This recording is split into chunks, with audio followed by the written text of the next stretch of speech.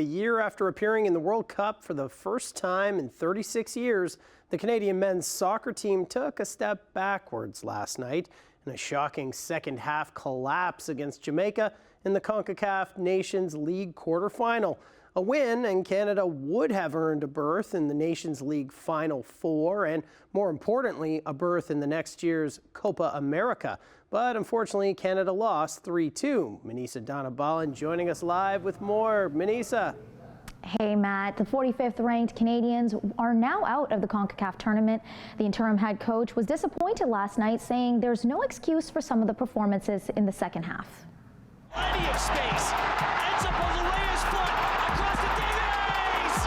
Blake again at the bar and end! The Canadian men got off to a good start. Superstar Alphonso Davies scored the first goal of the game in the 25th minute. Last night's match was the return leg of a two-match series with the Reggae Boys. Canada's team went in with a 2-1 lead over the 55th ranked Jamaicans after Saturday's win. Larea, he's to pick on a man, he does! Eustachio! But last night, the Reggae Boys turned the series on its head in a wild second half, defeating Canada on a controversial late penalty that capped a 3-goal comeback.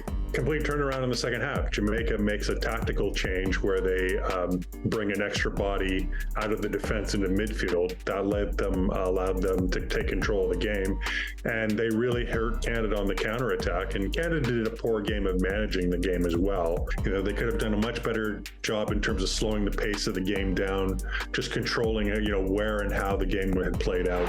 Johnston gets in before Gray. It's Davies. Ismail Kone scored in the 69th minute to put Canada ahead after Jamaica scored goals in the 63rd and 66th minute. But for many fans, the penalty in the 75th minute after the ball hit Stephen Eustachio's arm seemed like a harsh call, with the Canadian midfielder trying to get his arm down to his side to avoid contact. Interim head coach Mauro Biello showed his disappointment.